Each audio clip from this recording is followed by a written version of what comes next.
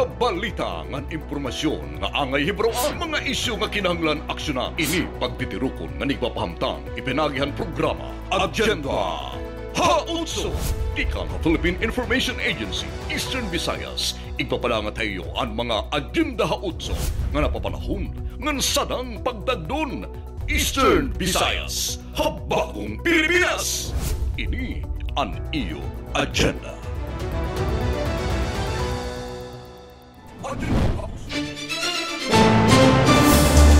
Halinyada han mga balita. Benepisyo han PhilHealth Sentro ha Information Drive ha kabarangayan ha Southern Leyte. DAR Secretary Estrella nanguna ha panhatag hinklowa ngan farm machineries ha mga parag-uma ha sinirangan Visayas. Gobyerno Provincial han Eastern Samar nagtuman han ika 33rd National Children's Month Celebration. Mga LGUs ha sinirangan Visayas ginaghat ang paggamit hin science-based strategies ha pagtapo han disaster risk reduction ngan climate change action. AmeriCares Philippines nagdumara han laging maging handa dance contest. Karibhungan sa Pasko ha Northern Samar gindayo nga nakahatag hinkalipay ha mga Norte Samareño. State of the University Address nagpakita han pag-uswag han Samar State University official catalog han universidad ginlunsad.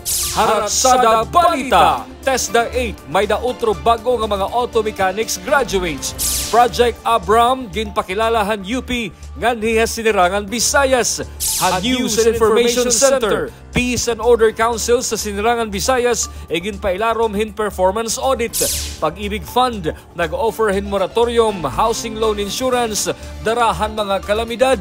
Hay istorya panlawas, mood swings, hormones nga nagpapangan na eksperyensyahan han mga nagbuburod pag-iistoryahan.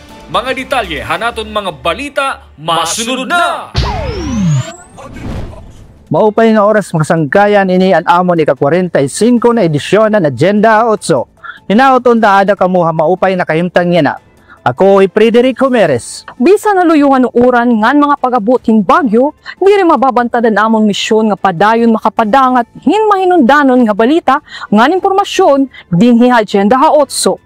Ako, Steffi Libarios. Tutok permi hamon kada semana ng edisyon ng Agenda Hautso. Ngan permi niyo makikita na Facebook pages and Philippine Information Agency, Eastern Visayas. Ako, Jesus Penosa. Ang Agenda Hautso ni masusundan ng mga istasyon ng Radyo Pilipinas Calbayog, Radyo Pilipinas Sugod, ng Radyo Pilipinas Borongan, upod pahan 94.9 Infinite Radio Villaba, DYRK Radyo Cargara, ng Berado Teleradyo ha IDC 6 Hanpalo. Ini hi Jane Sanyalugay, ini an iyo.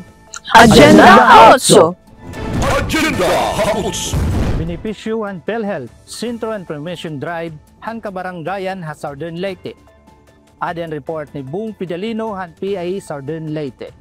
Malambusong na bahigayon ang information drive sa Philippine Health Insurance Corporation kon PhilHealth uban sa mga punong barangay ug mga kagawad sa 70 ka mga barangay sa dakbayan sa Maasin. Gihimo ang maong kalihukan pagka Miyerkules sa miaging semana dito sa Provincial Gym ug nagdala sa uluhan promoting universal healthcare linkages synergy engagement con POLS with barangay captains and kagawad on health. Gihisgutan ang mga kabaguhan, mga kalambuan sa serbisyo ug usbaw sa benepisyo nga gipatuman sa maong healthcare agency ngadto sa katawan. Apil na ang labing ulahing programa ang yakap kunyaman ng kalusugan. Si Misael Paigan, pangu sa PhilHealth ng Lalawigan, nagpasalamat sa pagsanong sa mga barangay officials. Niya pa, makatabang sila pagsabwag sa mga kasayuran ngadto sa ilang mga katagib barangay. This activity, again, mo di siya ang among tumong sa PhilHealth nga ang atong mga leaders na binanggari sa barangay makabaw will inform regarding PhilHealth because as the leader in your community, you have the vital role in giving correct information sa atong mga constituent, providing them the correct information regarding PhilHealth para well-informed sila, then this should be protected sa atong mga rights and responsibility being a PhilHealth member. Samtang si City Administrator Lurcy Ortiga kinsa namulong hulip ka Mayor Luz Mercado midasig sa mga barangay officials pagsalmot sa yakap program kay doon na kini direktang epekto dili lamang sa mga medisina kundi apil na sa mga kun mga ekipo sa mga city health units. In line with our YAKAP program of PhilHealth, this has a direct effect sa atong mga CHUs. Ang inyong mga registration nga kanhing konsulta, this will generate a financial benefit sa atong mga CHUs nga magamit nato dili lamang sa atong mga medisina kundi ubang sa atong mga equipment sa atong mga CHUs. Lakip sa mga namulong sa Info Drive mo sila si Maria Eva Aguilion, PhilHealth Head sa Nabal, kinsa misgot sa membership collection updates, Miramar Zabala, pangu sa Public Affairs Unit alang sa benefits updates, Floyd Patual, pangu sa PhilHealth Katbalugan, midiscuss sa yakap updates, o si April Joy Horanes, mihisgot sa Group Enrollment Program. Pipila ka mga pungutana sa mga nanambong ang hatagan og tubag o katinawan diha sa Open Forum. Gikan sa PIA Southern Leyte, Kong Pidalino alang sa Agenda Ha-Utso. DAR Secretary Conrado Estrella III na huna panhataging klowangan farm machineries ang mga parag-uma singirangang Visayas. Adin report ni Sol Alorcon, PA Eastern Visayas.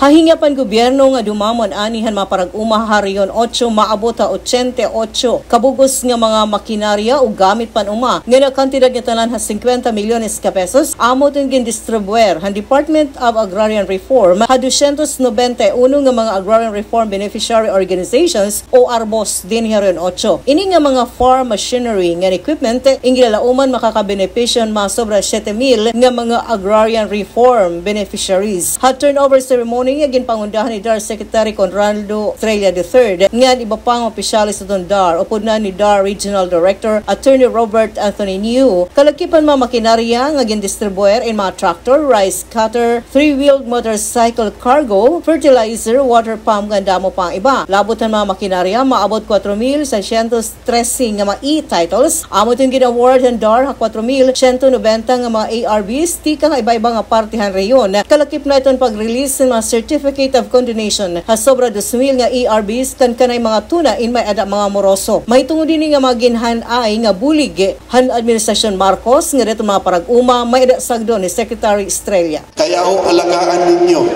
ang inyong bagong titulo, ang inyong lupa na wala ng utang, wag mo nating ipamimigay yan.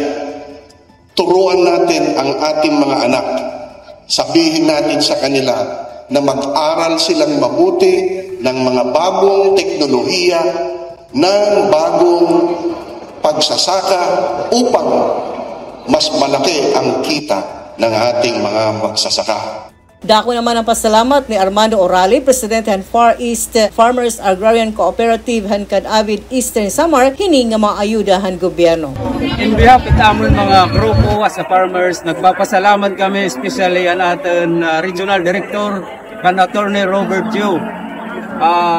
Salamat gyud kan Secretary Conrado Estrella, of course ang ating Presidente nga nabulig mga parag-uma, especially kan Bongbong Marcos. Sir, thank you nga damo nga salamat. Tika nga PIA Eastern Visayas, Sol Alarcon, ini ang iyo agenda ha-8. Gobyerno Probinsyano ng Eastern Samar nagtuman na ika-33rd National Children's Month Celebration. Ada detalye kan Samuel Candido han PIA Eastern Samar.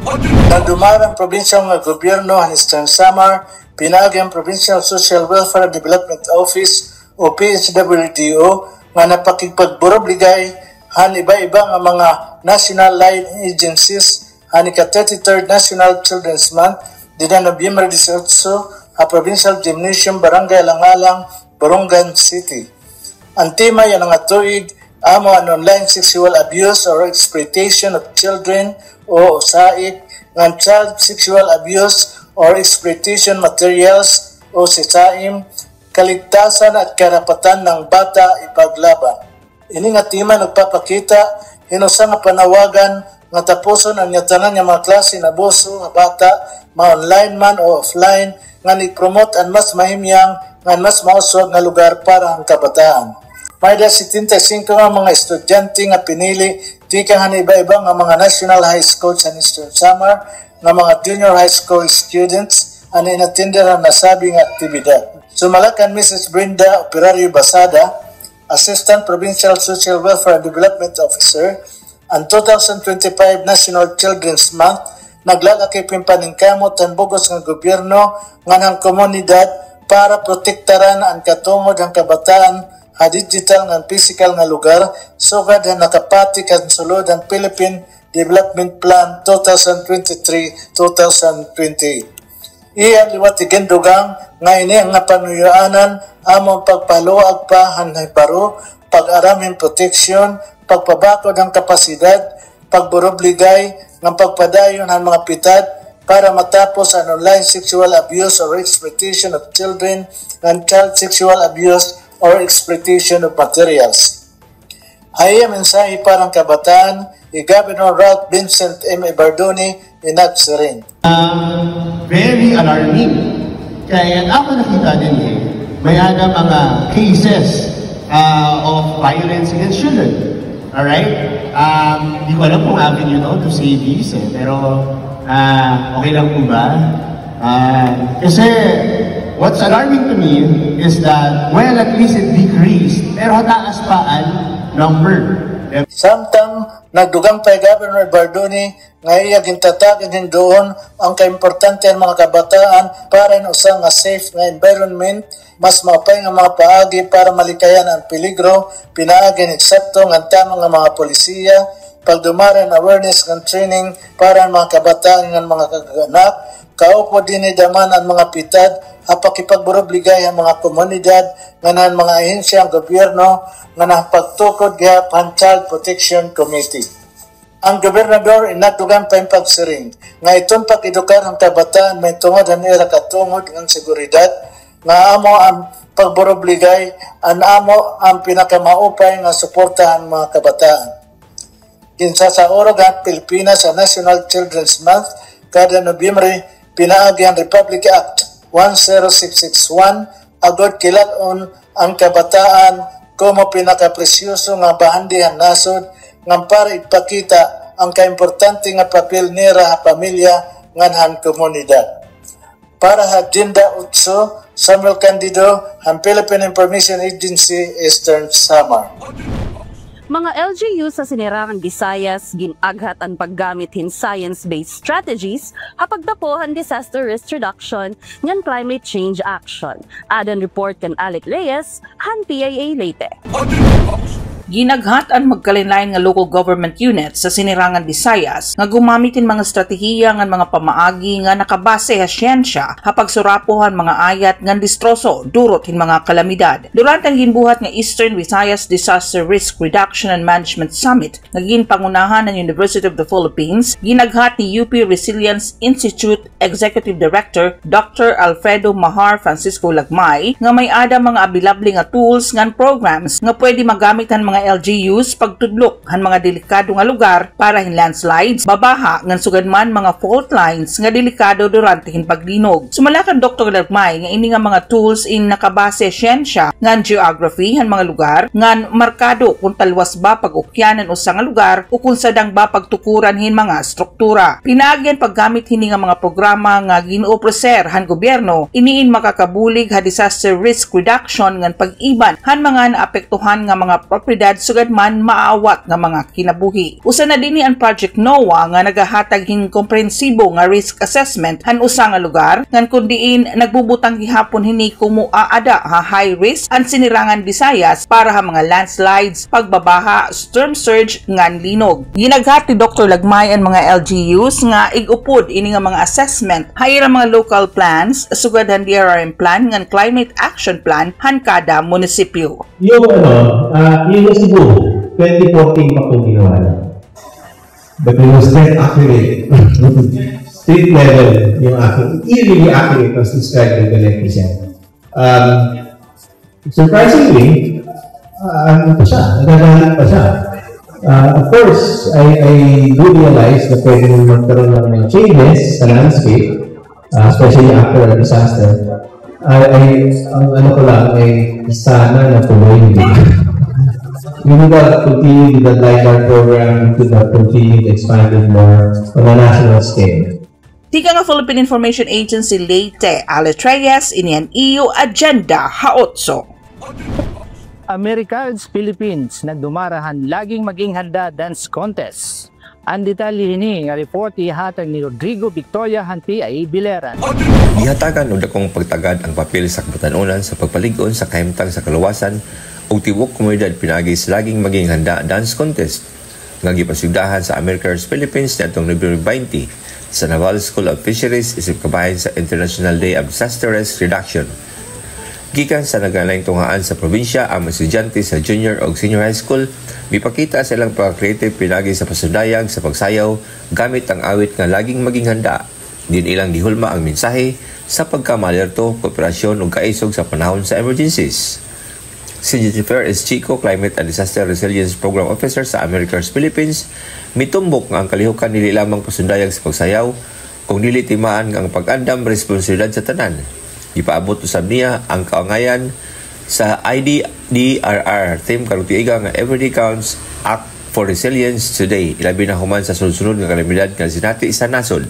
On behalf of Americans Philippines, I would like to warmly welcome all of you to the Americans Laging Maging Handa Dance Contest held in celebration of the International Day of Disaster Risk Reduction.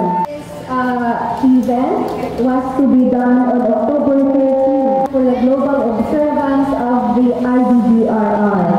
However, due to the series of hazards our region experienced, unsa to ang inyong nadumduman, unsa ang atong na-experience na disaster. The United Nations reminds us each year of the importance of building a culture of preparedness. This year's theme, Everyday Counts, Act for Resilience Today, is especially relevant given the recent events that tested our readiness and our ability to respond.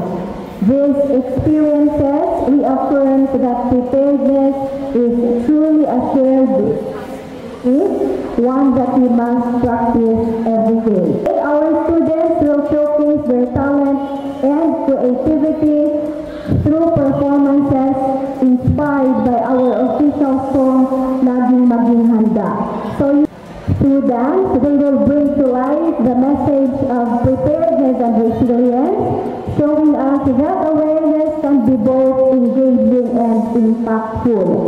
We extend our sincere appreciation to the Biliran Provincial Disaster Risk Reduction and Management Office who can't be with us today because of the La Rusa event, the Department of Education, Biliran Division, School of Fisheries for the unwavering support and partnership.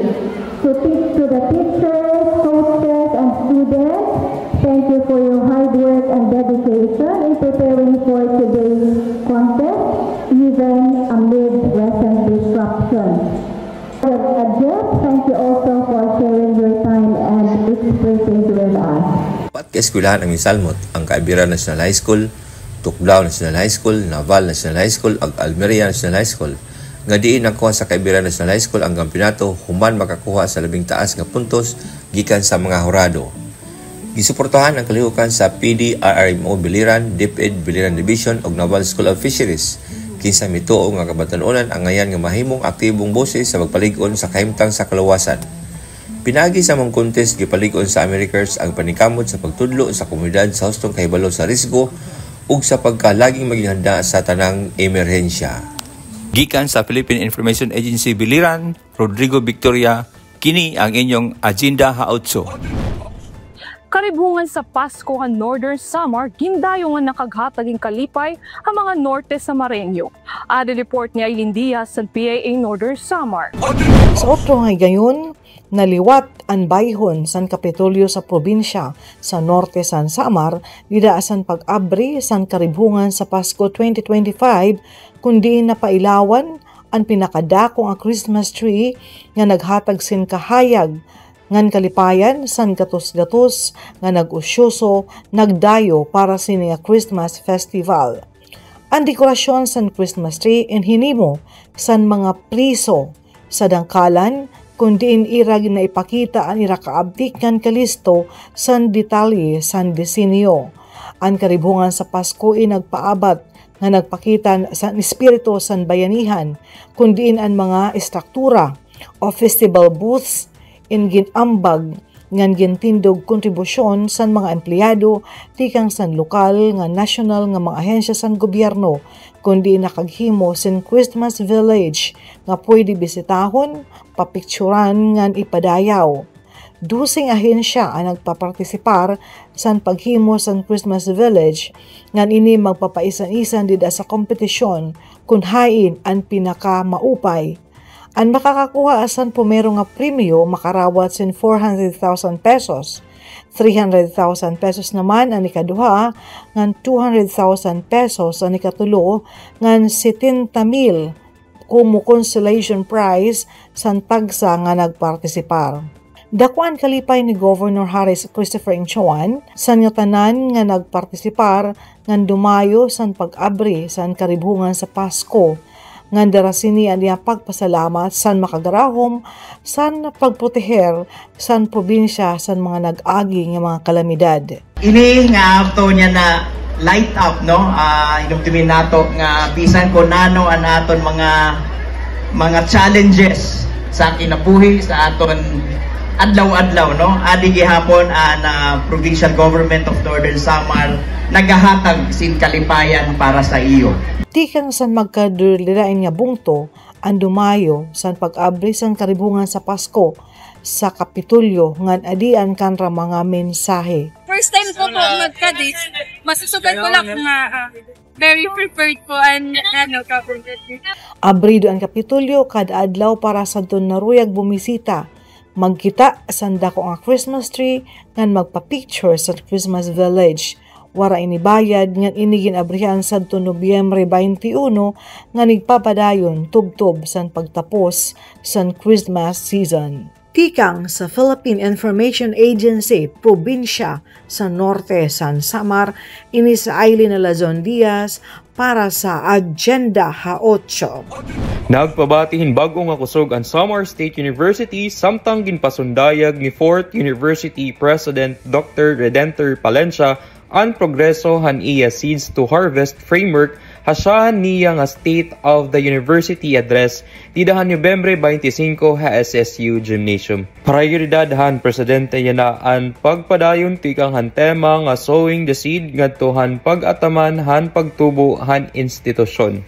I have underscored that whatever we sow, no matter how small, like that of a mustard seed, if it is excellently nurtured, it will definitely become a sturdy tree someday. Iginpahayag ni Palencia nga andam ang SSU para hinmaiha nga plano sugadan pag-upay han kalidad han edukasyon, pagrebisahan polisiya, future-proofing nga mga pitad, nga nandako nga rebranding pinaagihan mas klaro nga strategic communications. Gintutukan gihapon ang pangandoyhan universidad nga makasuludhan top 200 Asian universities pagsuludhan 2040. Our big picture is to become one of the top 200 universities in Asia by 2040, and that's Ginlansar gihapon ni Palencia upod ang iba pa nga mga opisyalis han universidad ang bago nga SSU catalog, usa nga libro nga naglalakip han opisyal nga identidad han universidad, komunikasyon nga pamantayan, branding guidelines nga husto nga paggamit han SSU logo. Para han mga estudyante, klaro ang suportahan administrasyon. Siring ni Joshua A. Ibaho, gobernador han CAS Provincial Student Government, nga pirmi may paagi ang presidente para masuportahan ang kabataan. Todo support po siya sa lahat ng mga ginagawa namin dito sa paaralan, which is good po siya para sa aming lahat to improve and to give service. Naghatag naman maupay nga pagdayaw hi Faculty Regent Jonel C. Bahado. It's impressive because he's just in the helm for a little bit over 1 year, yet marami na siyang na-achieve in that very short span. Tika nga PIA Samar, Iro Nicotihar, ini agenda hotso. Ratsada Balita! Haaton Ratsada Balita yan na. Tas the 8, may daot bagong mga auto mechanics. Project Abram ginpakilala UP nga niya sinirangan Visayas. Detalye hini nga mga ratsadahin balita. Masunod na! Ratsada Balita! Matapos hin 5 kabulan, tikang hanaglabay pala nga paggraduar han batch 23 han automotive servicing program yan nga tuig 2025.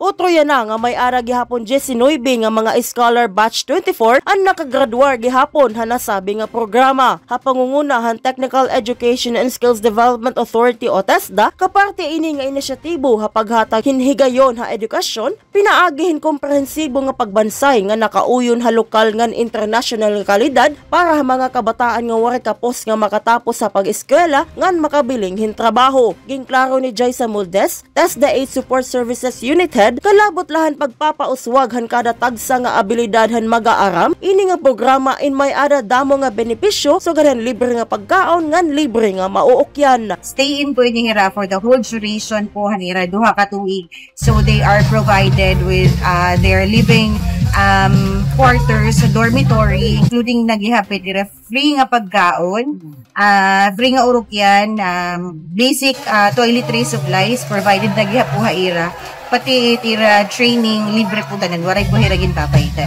Everything is provided here naman po sa training.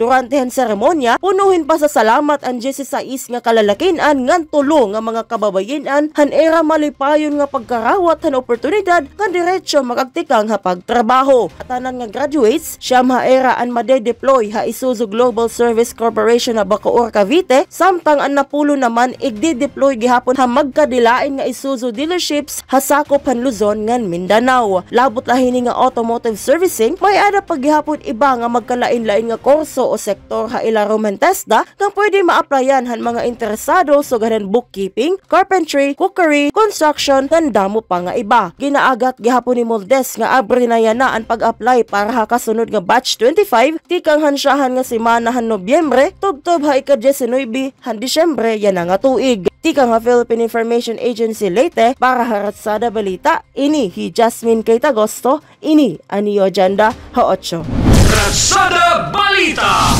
Ipakilala ng University of the Philippines and Project Abram o Adaptive Basic Resource Recognition and Allocation Model. Usang nga tool nga pwede magamit ng mga local government units durante pagrespondehin mga kalamidad. Ang Project Abram ang ginudumaran UP Resilience Institute inagmamapan mga ruta para mas madagmit nga pagresponde, sugat manan mas epesyente nga pagbutanghan preposition goods nga rescue ug medical equipment para diretso makahatag hinhinabang durante ang kalamidad. Intutudlok ihapon hini nga DRRM tool ang lokasyon han mga importante nga pasilidad ng lugar para madagmit liwat ang pagdangupan mga apektado han kalamidad. Sumalakan UP Assistant Professor Raymond Freth A. Lagria, tagdumara hini nga proyekto nga importante nga ginistudyuhan ang magiging dalagan nga plastada han mga nagresponde, sugad man ang kamutang han mga rescue equipment nga preposition goods durante hin kalamidad, hilabi ko na didistroso na ang lugar nga nagkakaada mga balaong ang mga kalsada nga mga agianan. Sumalapak ang Lagria nga ang Project Abram inagamit hin systematic approach para pagtudlok, pagprioridad ngan pagbutang hin mga critical resources sugadan pagkaon, supplies, medical aid, mga shelter needs nga iba pa nga mga logistical support durante kalamidad o di man ngani public health emergencies. Ginaghat gihapon ni Lagrian mga LGUs nga gumamit ini nga Project Abram ha ira mga pagplano nga pagplastar hin mga disaster response sa ira kada tag sa lugar. Tiya nga Philippine Information Agency Leyte para Ratsada Balita, ini Alet Reyes, sinin EU Agenda ha 8. Kalsada Balita!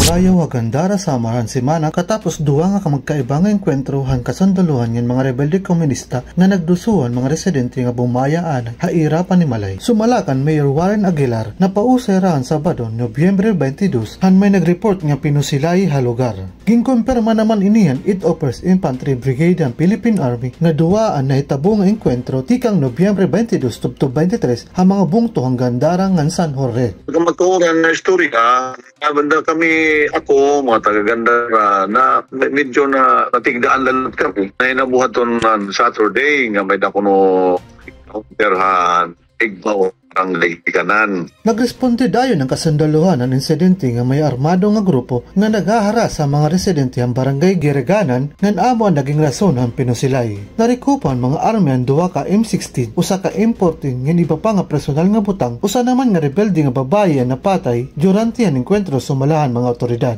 Siringan sundalo kung yung mga encounter, nabalitaan na lang namon nga may patay nga babae. Ang mga apektado ng mga residente pumakad to ang munisipyo para umarohin bulik ngan suspendido ang mga klase ang Nobyembre 24 wala naman sibiliyan nga samaran o naapektawan ang insidente. Sumatan MSWDO ngan MDRRMO may mga residente nga tika nga barangay Girinan, Girale, Marcos ngan San Miguel ang temporaryo nga nag-evacuate. Umabot inihin may sobra 20 ka pamilya o sobra 80 ka individual.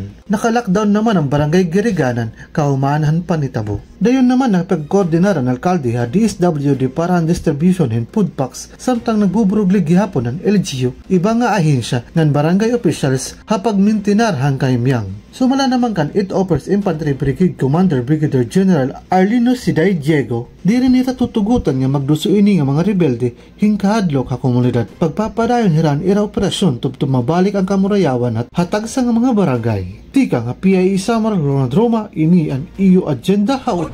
News and Information Center! Ha mga balita, tikang ha News and Information Center han PIA Eastern Visayas, Peace and Order Council sa Sinirangan Visayas, iginpailarom hin performance audit. Pag-ibig Fund, nag-offer hin moratorium, housing loan insurance para han mga kalamidad. Mga detalye hininga sumat, igahatag ni Neil Lopido. News and Information Center!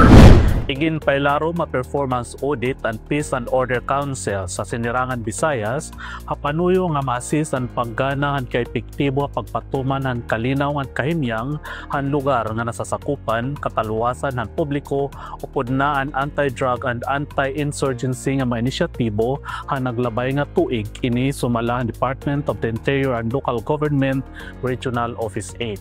Hapanguna ang Regional Peace and Order Council Eastern Visayas Regional Audit Committee ang duha ka adlaw nga performance audit in Subay han DILG Memorandum Circular number 2025-091 kundiin gin i-evaluate ang levelhan pagtuman o compliance han local POCs basehan gin pamtang nga mga suklanan ngan criteria.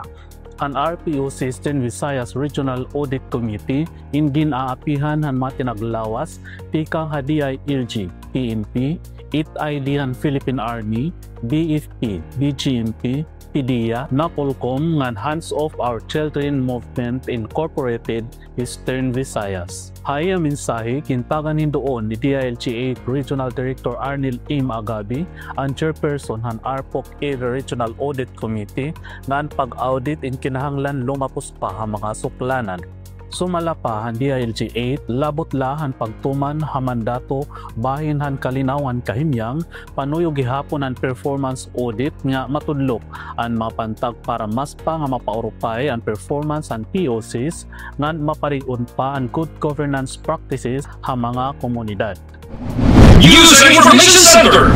Halay niya sumat, nag-offer hin usa ka bulan nga moratorium ang Pag-ibig Fund nga nagpahinumdom ha mga borrowers bahin han ira housing loan insurance coverage para makabulig ha mga membro nga maka-recover ikang han epekto nga durot ha naglabay na mga bagyo nga linog. Sumala ka Department of Human Settlements and Urban Development Secretary ngan Pag-ibig Fund Board Chairperson Jose Ramon P. Aliling ini nga pitad nagpapakitahan padayon niya kakomitidohan Pag-ibig Fund nga magpadangat ing kaangayan niya suporta ang mga magtatrabaho nga Pilipino nga naapektuhan han mga kalamidad subay naghihapon ang direktiba ni Presidente Ferdinand R. Marcos Jr. nga padagmiton ang recovery efforts sa mga lugar nga naapektuhan han mga kalamidad. Sumala naman kan Pag-ibig Fund Chief Executive Officer Marilyn Acosta ang home loans sa Pag-ibig Fund in Lakipnan Insurance nga naghahatag in proteksyon para makabulig han kagarastuhan han housing repair. Dugang paniya nga nag-o-offer hirahin 1-month payment moratorium para housing loan borrowers ang mga lugar nga kindeklara o iginpailaro may state of calamity darahan Bagyo Nando, Opong Ramil, Tinongan Uwan, og sugad man hana di palamayha nga mga linog nga nakaigo Hasibongan, Davao. Labot lahan insurance nga moratorium nag-o-offer gihapon ang Pag-ibig Fund in calamity loans ngan home improvement loans. Haylarom han Pag-ibig Calamity Loan Program ang eligible members nga nag-ukoy ang mga lugar nga gindeklara under state of calamity in pwede mag-loan kotob 90% ang era total Pag-ibig regular savings ngan payable sa kubhin 3 ka tuig ngan automatic na ang 3-month grace period antes ang siyahan niya pagbayad. Samtang ang Pag-ibig Home Improvement Loan naman in para kwalipikado nga mga miyembro nga pwede mag-loan kotob 300,000 pesos para paghingayad o pagpaupay han balay. Ini naman niya loan in payable hasakobhin 5 ka tuig. Para ang kadugangan niya mga detalye bayan han loan applications, isumit nila ang requirements sa email address contact@pagibigfund.gov.ph o pinakihirani Pag-ibig Branch Office o lingkod Pag-ibig on Wells site. Tikang han News and Information Center han PIA Eastern Visayas, ini hinil dalit lupido ngan ini ang iyo agenda ha-8. Istorya Panlawas. Magpapadangat ang mga bagong impormasyon nga nakakaapekto han kahimsog hanaton panlawas. Istorya Panlawas. Mga impormasyon ang mga tambal o paglikay han mga magkarinlaing nga mga sakit nga nakakabalaong nga panlawas ang mga tao. Iyo may babatian. Ay Istorya Panlawas. Istorya Panlawas, masunod na. Ang premenstrual syndrome inalagid-agid gihapon ha mga inaabat han mga nagbuburod. Labaw din hiyan pagbalyo-balyo han mood ano sa nga burod o kun ang tinatawag nga mood swings. Kung nakaka-eksperyensya hin premenstrual syndrome, mas labaw ini kung nagbuburod na. Ang mood swings amo ang tigda nga pagbago han inaabat ti ka nga kamalipayon nga tuhin ka masulubon. Ini in mas common durante ang first trimester han pagburod.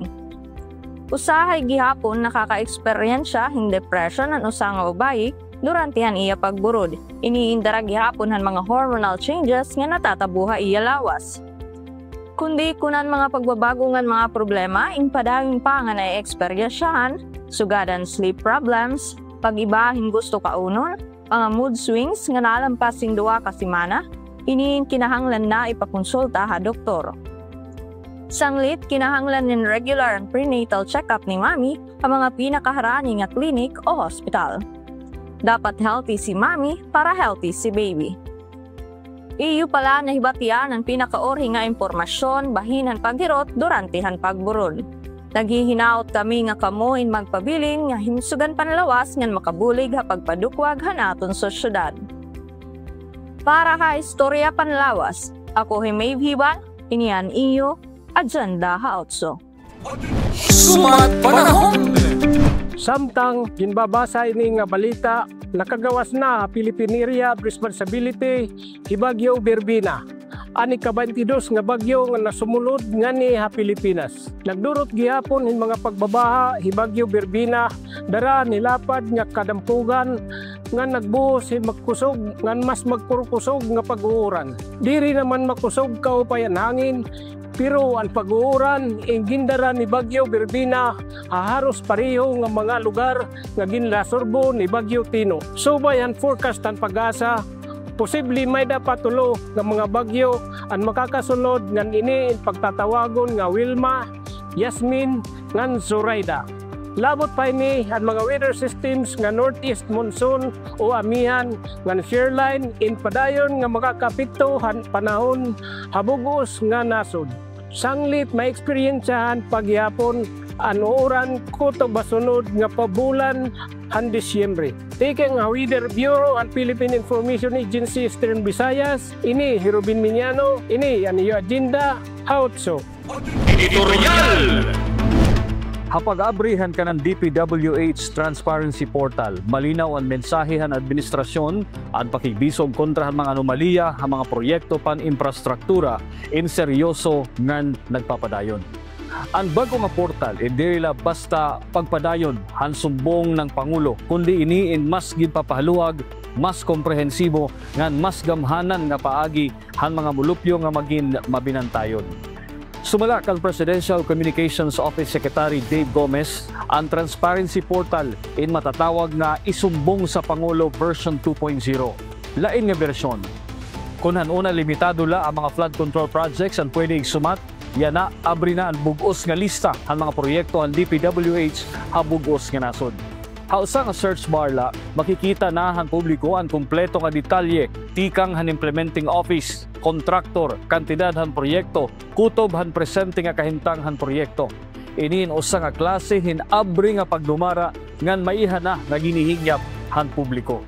Hausa nga nasod na maihan na nga gingangarat hin mga isyu hin anomalya ngan substandard nga mga infrastruktura. Ang paghatag hinsugad hini nga impormasyon in usa nga deklarasyon nga mga mulupyo mismo ang kabakyanghan gobyerno hapagbantayhan pondo ngan mga proyekto nga ginpapatuman. Gamiton nato nini nga portal nga magserbi unta nga pahinungdom nga ang transparency hindi rin nagtatapos sa pagbutanghin mga datos online. Kinahanglan gihapon nga aktibo nga bumulig ang publiko, manginano, makiparte, magpahayag nang magsumat hinanuman nga mga dudable nga mga buruhaton han mga opisyal han gobyerno. Ang pagbalhin han tikang hasumbong ha Pangulo ti pakadto ha DPWH Transparency Portal inusa nga paagi agud mas maging organisado ang sistema tun mismo ang ahensya nga nagkakapot ha pag-report in mas madagmit ang aksyon, mas malinaw ang kabaratunan ngan mas nakatutok ha monitoring. Ang kalangpusan han DPWH Transparency Portal nakakasarig ha duha nga arigi, determinasyon han gobyerno nga ipadayon ang reforma nga nanaktibo nga partisipasyon han publiko ha pagbantay.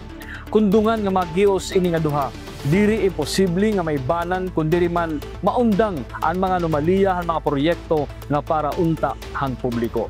Hapanahon nga bisan piso nga pondo importante ang tinuod nga transparency o pagiging abri indako nga panginahanglan. Kita ingintagan ni gayon nga himuon ang realidad ng gobyerno nga abri tangkod ngan tinuod nga nagsiserbisyo. Para han editorial, ako Herian Arinto, ini ang iyo agenda, Haotso. Iyo pala hinbatian ang pinakauri nga impormasyon ng solusyon. Sugad man mga programa han gobyerno nga nakakabenepisyo han mulupyo. Damang salamat han iyo pagupod hamon hining edisyon. Kami magpapabili nga da sentro han mga balita nga naksyon parang katauhan han rehiyon. Hasta sunod nga gayon, ini an iyo Agenda Haotso.